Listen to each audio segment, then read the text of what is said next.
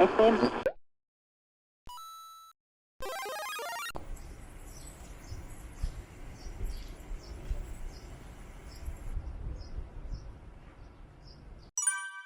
안녕하세요. 안녕하세요. 네, 반갑습니다. 간단한 소개 부탁드리겠습니다. 네, 안녕하세요. 저는 성공미술관 학예팀의 김태희입니다. 반갑습니다. 네, 반갑습니다. 김태희님. 네. 예. 네, 어떻게 이런 일을 하게 되셨는지 좀. 제가 원래부터 미술관에서 일하는 게 저의 꿈이었고, 네. 이제 미술사를 대학원에서 공부를 해서 자연스럽게 이렇게 미술관으로의 진로를 잡게 된 것 같아요. 그래서 이제 성공미술관에서 이제 일을 하면서 좋은 전시들 많이 준비하게 되어서 저도 되게 기쁩니다. 예, 오늘 원계홍 우리나라 작가인데 아직 많이 안 알려진 것 같아요. 저희 구독자들 제보가 있었거든요. 전시 너무 좋다. 그래서 제가 이렇게 달려왔습니다.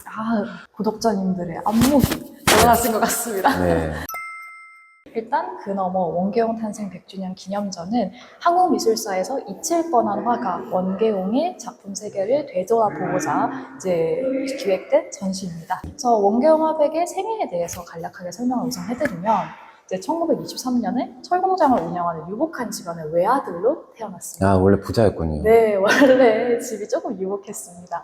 그래서 당시로서는 지식인들만 갈 수 있다고 하는 일본 유학을 1942년에 떠나게 되거든요. 근데 당시에 동경 주호대학 경제학과에 입학합니다. 이게 굉장히 특이한데, 사실 이거는 아버지에게 경제학 공부를 한다는 핑계를 대기 위한 것이었고, 사실은 그림 그리는데 훨씬 더 많은 관심을 가지고 있었습니다. 네. 그래서 당시 이제 마티스에게 사설을 받고 온 이노쿠마 겐니치로라는 일본인 화가가 운영하는 사설 아카데미에 들어가서 그림의 기초를 배우게 되는데요. 이제 이후에 귀국한 뒤에는 자신의 아틀리에에 틀어박혀서 뭐 세잔, 칸딘스키, 끌레 같은 그런 서양 화가들의 화집과 미술 이론을 공부하면서, 그러니까 독학을 한 거죠.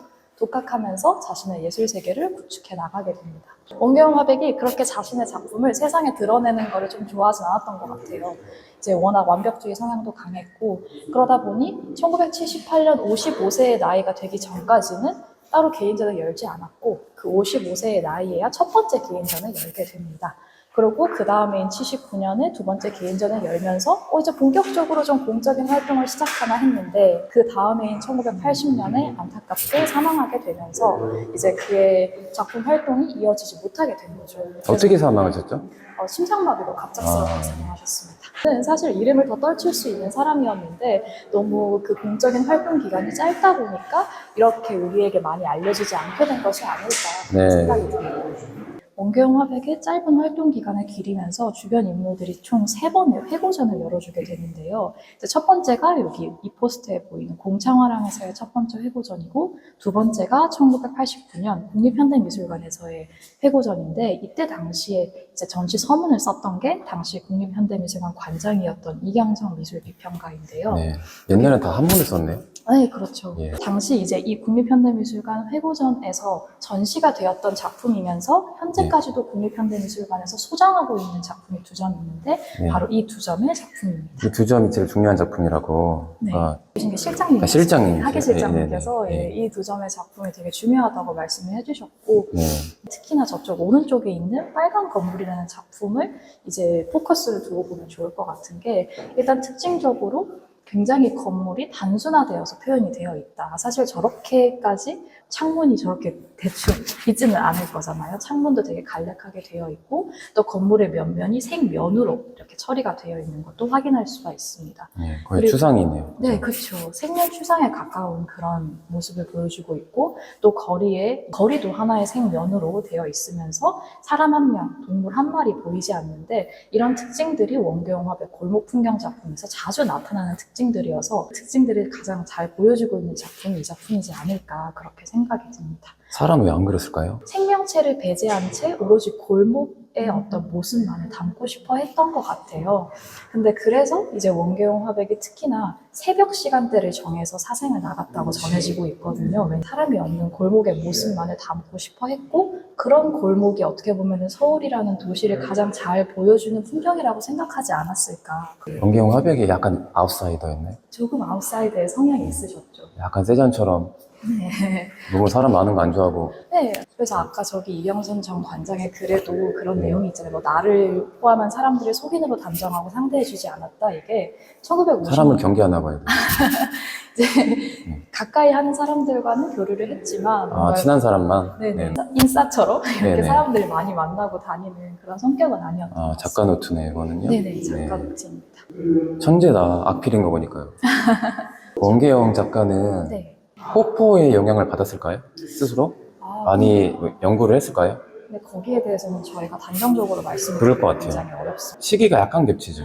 네. 영향 그렇게 안 받았는데 우연히 성향이 비슷하지 않을까라는 저는 그냥 개인적인 근거는 없는데 네. 굳이 따라하려고 하지 않았을 것 같다는 느낌이 들었어요. 네네. 저희도 뭔가 뭐 원계용 화백이 화집을 갖고 있다거나 혹은 네. 공부를 한 흔적이 있다거나 이런 화가들은 소개를 해드리고 있어요. 근데 세잔이나 호프 연구하는 적 없죠. 네, 거기에 대해서 제가 찾을 수가 없어서 거기에 대해 영향을 받았다라고 말씀드리기는 굉장히 어렵습니다. 한국의 호프라 그러면 자존심 상할 것 같기도 해요. 이분 자존심 좀 강한 분이었나요? 조금 그랬을 것 같은데. 자기 작품에 대한 프라이드도 강하셨을 것 같은데 이번에 이거 작품들 개인 소장인가요? 네네, 모두 다 저희 이번 전시에 굉장히 큰 도움을 주신 두 분이 계신데 네. 이제 김태섭, 윤영주라는 두 소장가인데요. 이번에 전시된 작품들 대부분이 두 소장가가 소장하고 있는 작품들입니다.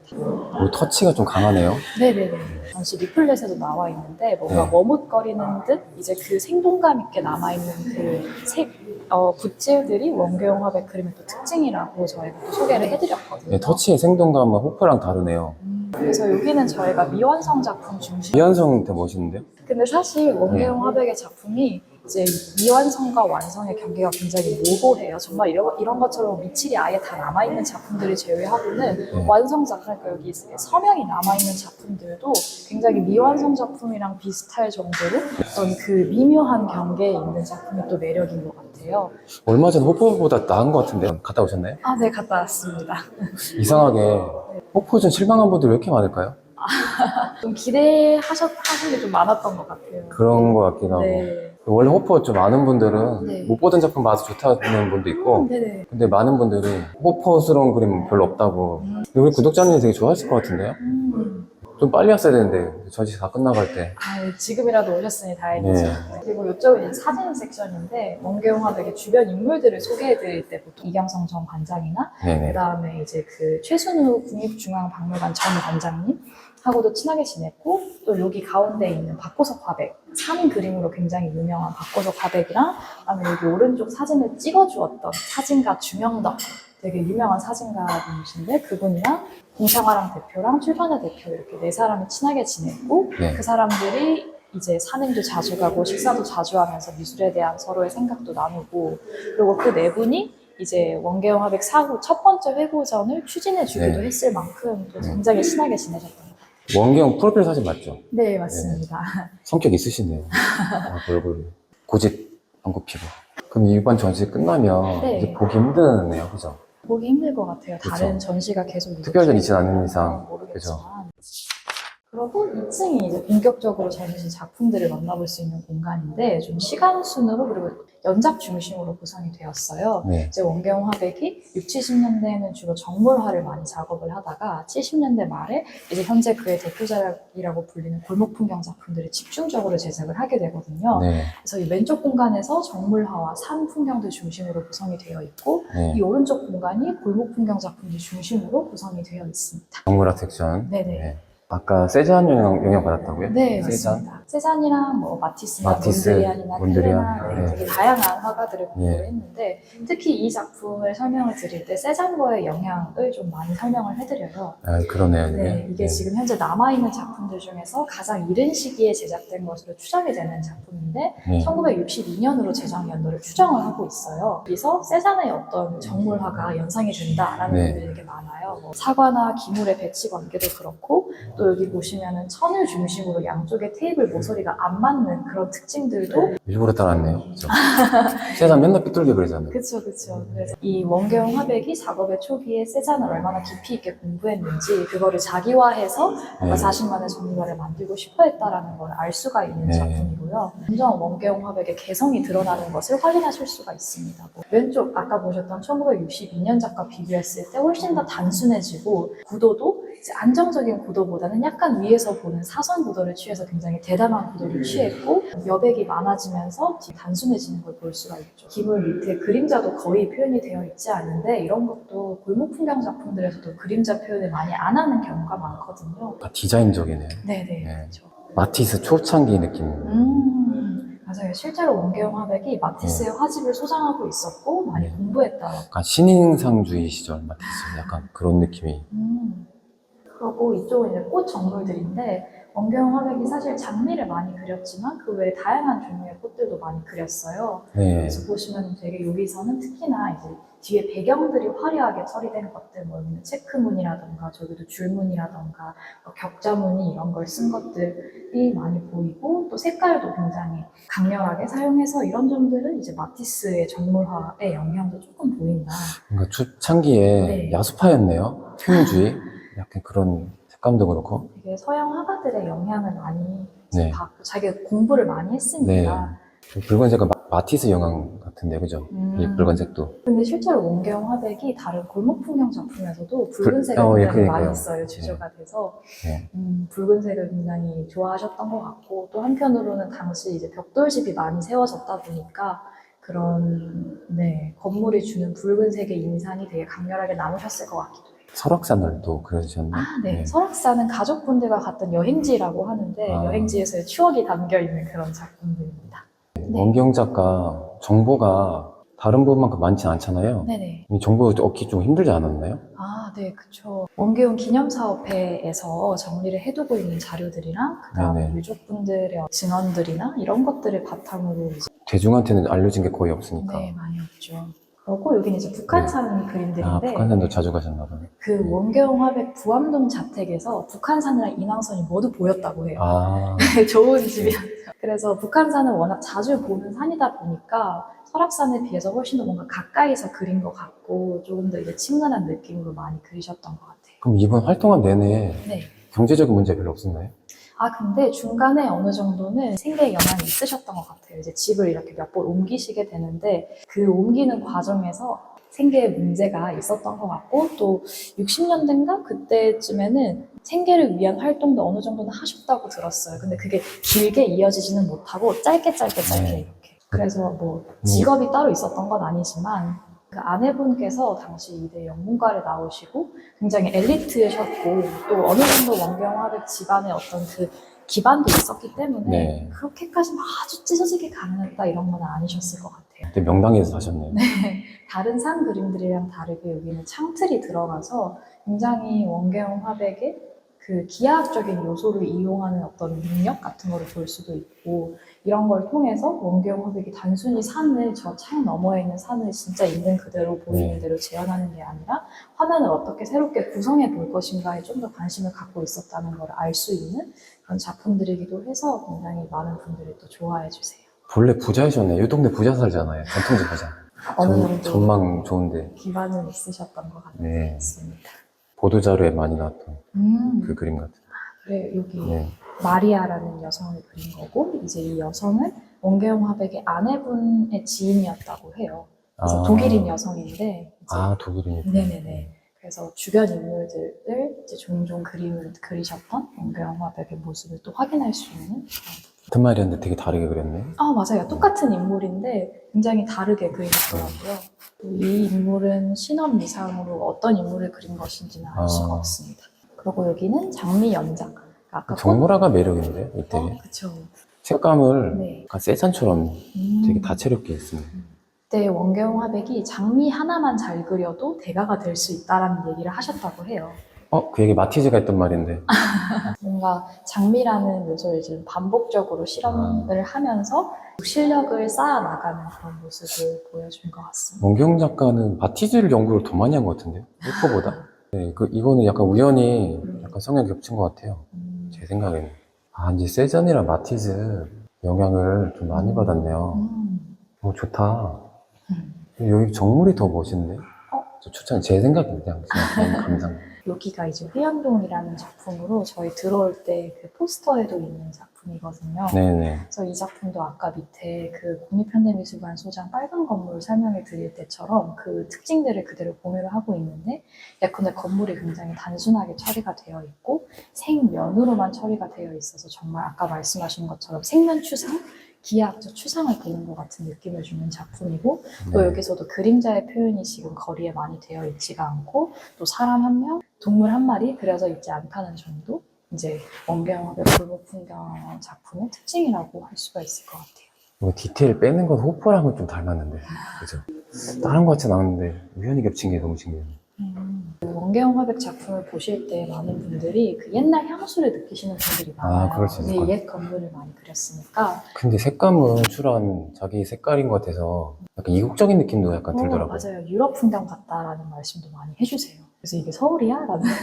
근데 또 이제 그 시대를 사셨던 분들은 생각이 또 나신다고 하고. 그래서 그렇군요. 이것도 이제 유진상가 뒷골목인데, 지금 유진상가가 아직도 남아있긴 한데 그때랑 지금은 조금 모습이 다르다고는 하더라고요. 그래서 네. 70년대에 유진상가 세워졌을 당시에 이제 그 무렵의 뒷모습을 그린 거고, 또 이거 보시면서 유진상가 알지? 이렇게 또 얘기해 주시는 분들도 많아요. 네.